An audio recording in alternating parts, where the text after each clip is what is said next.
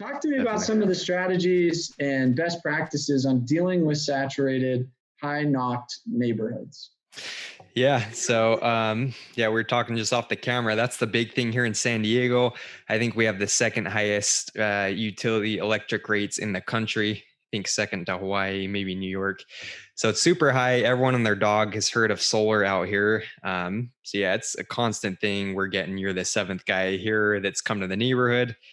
And yeah, it's just something we have to deal with. But it's kind of the high risk, high reward situations because since the rates are so high, we can sell the systems way higher and make insane commissions. Like I just had a dude come out here he's on the team now. He came from North Carolina, and they're selling for their systems for like a little over $3 a watt. We're selling a lot of our systems above like $5 a watt and getting like more savings than he is selling the people for over the $3 a watt. So people are surprised to hear that. But yeah, it's kind of the nature of the beast. That's why everyone wants to come here because it's always sunny. And knocking weather is great. But yeah, so as far as how we deal with the saturated areas, we can kind of get in a few of the strategies that have been helping our team a lot. But I think it really just comes down to knowing what you're good at, and especially out here, figuring out the areas that haven't been knocked, they hit up as much. So that's what we do. We do a lot of that out here is just researching the areas, researching where we're going, and then using it to our advantage. So I think it's kind of combining just the marketing side of it, gathering, kind of what your customer avatar is, who is your ideal customer, and then targeting those areas. And I think you've talked about it too, Sam. If I remember right, that's what took you to the next level on alarms, is just figuring out what customer you were good with or what homeowners you worked best with, and then targeting those areas from what I remember, right? Is that Yep. took you to the next level alarms, right? Yeah. Yeah. So it's like, what research are you looking for? Like, I'm trying to figure out I don't even know what I'm good at yet because I'm still just getting my face kicked in. What kind of research could I do to put myself in the highest chance for success? Yeah. So I think it's important for any like new reps listening, you got to put in the reps first, because that's a good point, is you can't really know what your ideal customer is. If it's your first day, you're not going to know who it is you sell best to. So for all the new guys listening, you got to put in the reps too. It's like you're going to the gym, you got to start with the small weights, build up, just hit the doors. Cause really it's about figuring out the objections, overcoming those things, and, hitting a ton of doors in the beginning. But then what will happen is you start to see these groups of customers that maybe you're better with. Like, for example, in our company, we work with a lot of Mexican guys in San Diego. There are a ton of Mexicans down here. We're so close to the border.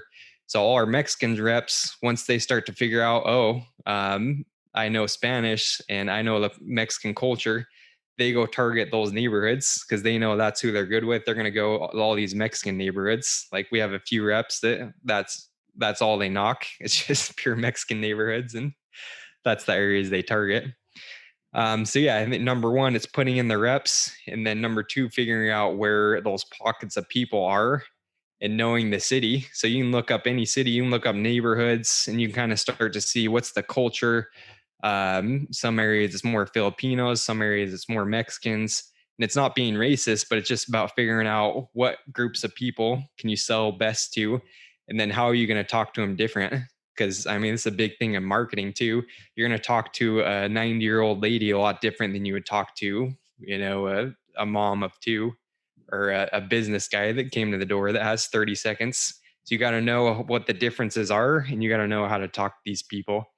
And then, we can kind of get into as far as like finding less saturated areas. But I think that's an important concept though, is just starting to figure out what your ideal customer looks like and have that image in your head. And if you're new, just hit a lot of doors. I mean, go hard for 3-4 months, and then you're going to start to figure out a clear picture of who most of your sales are coming from.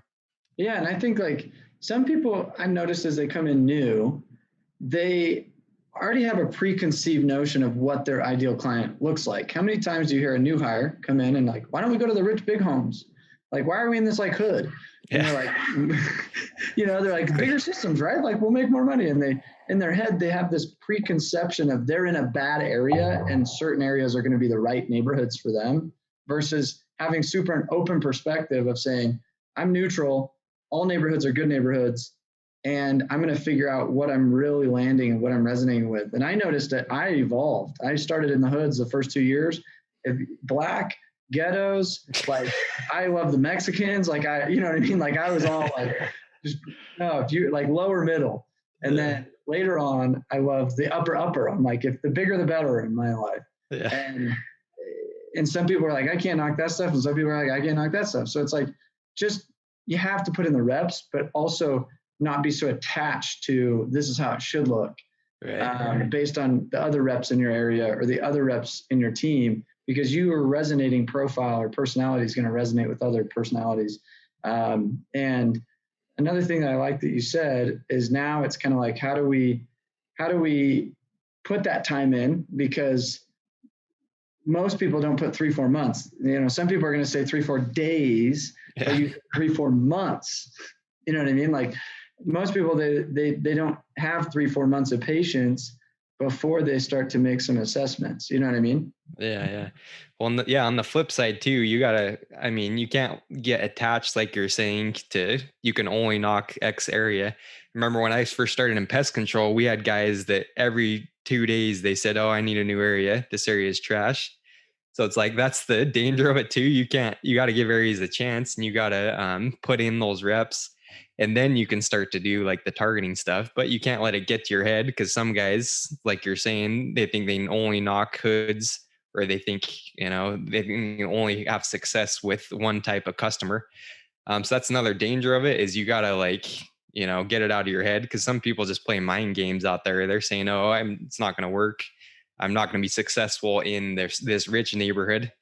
So yeah, it's a kind of give and a take, but I think if you can combine that and not play the mind games, then you can start to push towards your ideal customer and then also areas that have been hit less, which we can talk about some strategies with that. But